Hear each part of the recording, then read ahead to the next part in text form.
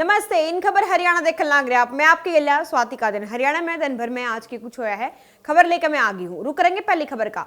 हरियाणा के मुख्यमंत्री नायब सिंह सैनी नई दिल्ली में केंद्रीय गृह एवं सहकारिता मंत्री अमित शाह की अध्यक्षता में आयोजित उत्तरी राज्यों और केंद्र शासित प्रदेशों के मादक पदार्थों की तस्करी और राष्ट्रीय सुरक्षा पर क्षेत्रीय सम्मेलन में वर्चुअल माध्यम से जो है शामिल हुए। इसके बाद मुख्यमंत्री नायब सिंह सैनी जो है हरियाणा निवास पहुंचे और सभी डिविजनल कमिश्नरों और डिप्टी कमिश्नरों के साथ जो है बैठक की और जरूरी निर्देश जो है उनसे वो भी जारी करे। रुक करेंगे अगली खबर का। कैबिनेट मंत्री अनिल विज ने देशवासियों को जो है अयोध्या में रामलला की प्राण प्रतिष्ठा को 1 साल पूरा होने पर बधाई दी और उन्होंने कहा कि ये हिंदुस्तान का पुनर्जन्म है, पुनर्जागरण है और 500 साल तक हमारे कण कण में विराजमान भगवान राम के जन्म स्थान पर अनाधिकृत कब्जा जो है वो रखा था, लेकिन कब्जा छुड़वाकर ने प्रधानमंत्री नरेंद्र मोदी के कुशल नेतृत्व और मार्गदर्शन तक जो है वहां पे भव्य मंदिर बनाया गया और प्राण प्रतिष्ठा जो है वह हुई। तोड़े किसान नेता डल्लेवाल की लगातार जो तबियत बिगड़ने लग रही है उस पर भी कैबिनेट मंत्री ने बयान दिया और उन्होंने कहा कि ये आंदोलन जो है पंजाब की धरती पर होने लग रहा है और ज्यादातर जो किसान हैं वह पंजाब के से हैं। पंजाब में आम आदमी पार्टी की सरकार है और आपके नेता जो है केजरीवाल बड़े बड़े बयान दे हैं, लेकिन आज तक भी उनने कोई बातचीत नहीं करी किसानों से।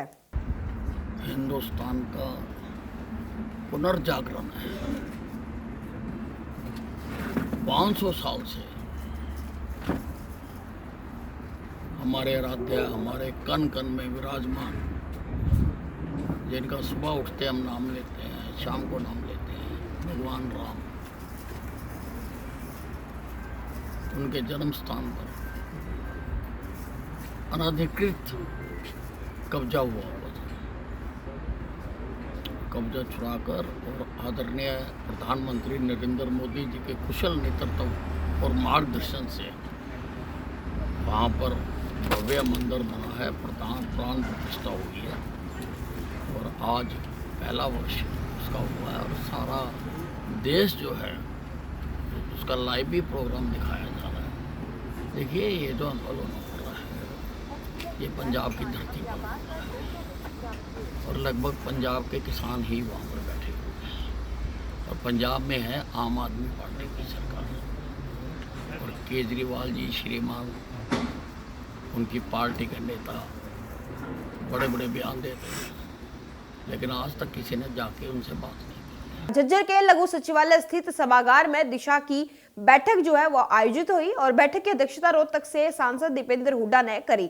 दिल्ली चुनाव पर दीपेंद्र हुड्डा ने कहा कि दिल्ली में जो है कांग्रेस की सरकार बनेगी, जिसके साथ पूरी मेहनत है। कांग्रेस जो पार्टी है वो दिल्ली में काम करना लग रही है और जहां तक आम आदमी पार्टी की बात करी जाए तो हरियाणा चुनाव में आम आदमी पार्टी जो थी उनने भारतीय जनता पार्टी की सहायक टीम बनकर काम किया था और यो हमने आदमपुर जो विधानसभा चुनाव हुए थे उसमें भी देखा था। जन समस्याओं को हमने प्रशासन के सामने रखा और अगली जब दिशा मीटिंग रहेगी तब तक उसका, ताकि प्रशासनिक अधिकारी उस पर अपना जवाब दें, ऐसे दिशा निर्देश दिए। दिल्ली में जैसे मैंने कहा, हमें विश्वास है कि दिल्ली के अंदर कांग्रेस पार्टी का प्रदर्शन अच्छा रहेगा।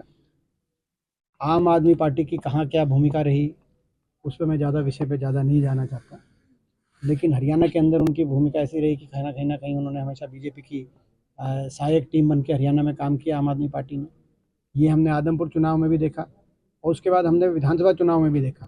तो आम आदमी पार्टी के साथ कांग्रेस की बातचीत चल रही थी, लेकिन उन्होंने अपने सारे उम्मीदवार डिक्लेयर कर दिए थे। तो आम आदमी पार्टी ने उस समय तो गठबंधन का धर्म उनको याद नहीं आया आम आदमी पार्टी को। तो मैं समझता हूँ कि वो समय समय पर उनकी क्या भूमिका रहती है और क्या बयान रहते हैं, ये तो जवाब आप उन्हीं से पूछिए। नगर परिषद में एमबी रिकॉर्ड गुम होने के मामले में जिला कष्ट निवारण समिति की जो बैठक है उसमें चेयरपर्सन कैबिनेट मंत्री श्रुति चौधरी की ओर तय गठित कमेटी जो है वो टोना पहुंची और इस दौरान कमेटी के सदस्यों ने शिकायतकर्ता को जो है मौके पर बुलाकर उनके बयान दर्ज करे और शिकायतकर्ता ने बताया कि 16 दिसंबर को जिला कष्ट निवारण की जो समिति थी उस बैठक में उन तक 2 शिकायत जो है शामिल करवाई थी।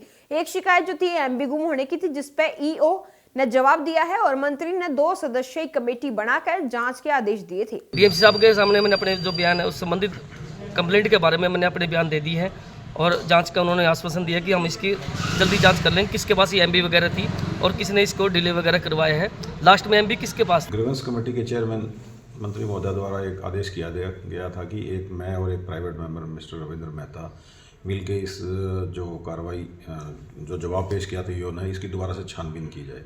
इसके तहत आज हमने शिकायतकर्ता को बुलाया था, स्टाफ को बुला के इसकी छानबीन की है। कांग्रेस के राष्ट्रीय महासचिव और सांसद रणदीप सुरजेवाला जो है खनौरी बॉर्डर पर जाकर किसान नेता जगजीत सिंह डल्लेवाल से मुलाकात करते हुए नजर आए और सुरजेवाला ने किसान नेता जगजीत सिंह डल्लेवाल के स्वास्थ्य पर चिंता व्यक्त करते हुए कहा कि बड़े दुर्भाग्य की बात है कि देश का पेट भरनाड़ा अन्नदाता आज खुद खातर जो है हक खातर भूखा बैठा है और ये केवल किसान नेता ही नहीं बल्कि पूरे किसान समूह की समस्या बन रही है। वो पूरे देश के किसान के लिए एमएसपी की गारंटी का कानून बनाने के लिए संघर्ष कर रहे हैं। जहां भारतीय राष्ट्रीय कांग्रेस की ओर से राहुल गांधी जी और खड़गे जी की ओर से मैंने डल्लेवाल साहब को इस बात का आश्वासन दिया कि राजनीतिक दल के तौर पर भी और एक किसान के तौर पर भी हम उनके साथ खड़े हैं और एमएसपी की गारंटी का कानून कांग्रेस पार्टी के घोषणा पत्र का हिस्सा है और हम इसके लिए संघर्ष कर रहे हैं संसद और विधायिकाओं में और करते रहेंगे। वहाँ देश की सरकार से मेरे 3 सवाल हैं। पहला सवाल, देश का किसान हरियाणा की सीमा से होकर दिल्ली जाकर न्याय क्यों नहीं मांग सकता? क्या किसान अपराधी है? क्या किसान उग्रवादी है? क्या किसान नक्सलवादी है? क्या किसान क्रिमिनल है, टेररिस्ट है? अगर नहीं है तो हम जो देश का अन्न पैदा करते हैं, देश का पेट पालते हैं, हमारी चुनी हुई सरकार से न्याय क्यों नहीं मांगने जा सकते? भिवाड़ी में राष्ट्रीय लोकतांत्रिक पार्टी के प्रमुख एवं सांसद जो किसान नेता हैं यानी कि हनुमान बेनीवाल की हम बात करें, उन्होंने बयान देते हुए कहा कि अग्निवीर योजना को समाप्त करने के लिए उन्होंने राजस्थान में पहल करी थी और एक बड़ा प्रदर्शन जो है पंजाब, हरियाणा, यूपी, राजस्थान और दिल्ली के युवाओं को जो है साथ लेकर करवाया गया था ताकि अग्निवीर जो योजना है उसने खत्म करा जा सके। अग्निवीर आंदोलन के माध्यम से उनका उद्देश्य है अग्निवीर योजना को समाप्त करके सेना में स्थायी भर्ती करवाना है। उनने हरियाणा सरकार पे किसान विरोधी होने का जो है आरोप भी बढ़ाया। उन्होंने कहा कि हरियाणा सरकार ने किसानों से जुड़ी जातियों के साथ जो है भेदभावपूर्ण व्यवहार कर रखा है। किसान आंदोलन में अपनी जो हार हुई दिल्ली सरकार की, मोदी सरकार की, उससे बदला लेने के लिए इन्होंने अग्निवीर योजना को लेकर आई, क्योंकि सबसे ज़्यादा देश में जो साधक दे रहे हैं वो हरियाणा, पंजाब, राजस्थान और वेस्टर्न यूपी और दिल्ली के किसान के बच्चे। देश सेवा का जो जज्बा इनके अंदर है, इतिहास उठा के देखेंगे तो हमेशा बॉर्डर पे जब भी शहादत हुई, कारगिल के अंदर हमने देखा ही जो लड़ाई, उसमें भी पहली शहादत जो दी थी वो हमारे राजस्थान और हरियाणा के किसान के बेटों ने दी। और इस बात से नाराज होके, किसान आंदोलन में अपनी हार से नाराज होके मोदी सरकार अग्निवीर लेके आई, जिसका हमने विरोध किया और आगे भी मेरी पार्टी और मैं इसका विरोध जारी हम लोग रखेंगे। मौसम में गोवंशों को सर्दी से बचाने खातिर और पशुपालन एवं डेयरी विभाग जो है भिवानी मुस्तैद हो गया है। भिवानी जिले के उप निदेशक डॉक्टर रविंद्र सहरावत जो है उन्होंने सभी पशु चिकित्सकों को हिदायतें दी है और उन्होंने कहा कि वे गोवंश जो है जो गाय पाले हैं या भैंस पाले हैं उन तय प्रबंधकों को मिलाकर गायों को सर्दी से बचाने खातिर उपयुक्त जो उपाय हैं वो करवाने की बात कर रखी है। पालन की विभाग की हिदायत के अनुसार हमने पर्दे लगवा दिए हैं और गुटके भी लकड़ी के मंगा रखे हैं ठंड में रात को जलाने के लिए, ताकि गौवंश को कुछ आराम मिल सके, राहत मिल सके। इससे हमने गौशाला में सभी जगह पर्दे लगा दिए हैं और इस सर्दी से बचने के लिए लकड़ी का व्यवस्था करवाई है गौशाला से और रात के समय 10 बजे के आसपास चौकीदार को हिदायत की हुई है कि रात को लकड़ी जला के रखे ताकि इस कड़ाके की ठंड से गौवंश को बचाया जा सके। पशुपालन विभाग ने एडवाइजरी जारी करके सभी गौशालाओं को व नंदीशालाओं को हिदायतें दी है कि इस शीतलहर में ठिठुरती सर्दी में गौवंश को बचाना हमारा परम कर्तव्य है। और इसी संदर्भ में उप निदेशक डॉक्टर रविंद्र सहरावत ने सभी पशु चिकित्सकों की ड्यूटी लगाई है कि वो गौशालाओं में जाए और गायों को जो सर्दी से बचाव के तरीके हैं वो प्रबंधकों को बताए और सर्दी से बचाने के लिए चारों तरफ तिरपाल या बोरी वगैरह उनकी शेड के बाहर बंधवाई जाए। अंदर कुछ गर्मी के लिए लकड़ियाँ वगैरह भी जलाकर शाम को रखें और उसके बाद उसको छोड़ दें ताकि सारी रात गर्मी रहेगी उसमें। और गौवंश को बचाने के लिए पशुपालन विभाग हर संभव प्रयास कर रहा है। सोनीपत जिले में साइबर ठगी के मामले लगातार बढ़ते जा रहे हैं, उनमें कोई कमी नहीं आ रही है। और शहर के शास्त्री कॉलोनी निवासी की बात करें तो महिला को शेयर मार्केट में मुनाफा देने का झांसा देकर लाखों रुपए की जो राशि है वो ऐंठने का मामला सामने आया है।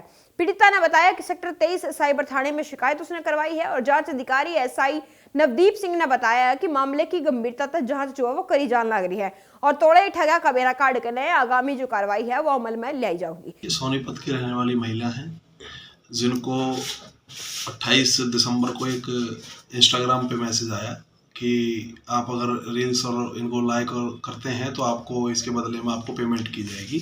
उसके बाद जब उन्होंने उस लिंक को क्लिक किया तो वो एक ग्रुप पे चली गई। ग्रुप पे जाने के बाद वहाँ उन्हें रील्स लाइक करने के लिए दिया गया और कुछ कभी 200 कभी 300 कभी 400 इस तरह रुपये करके उनके अकाउंट में क्रेडिट किए गए। उसके पश्चात उन्हें फिर एक और ग्रुप में जोड़ने के लिए व्हाट्सएप पे मैसेज आया और वो उस ग्रुप से जुड़ गई। फिर जब वो टेलीग्राम पे उस ग्रुप पे जुड़ी थी, उस ग्रुप में ना ट्रेडिंग करने के लिए और इन्वेस्ट करने के लिए वहाँ पर एक ट्यूटोरियल दिया जाता था। उस ट्यूटोरियल के बाद उन्होंने वहाँ 1000, 2000, 3000 रुपये इन्वेस्ट करने शुरू किए।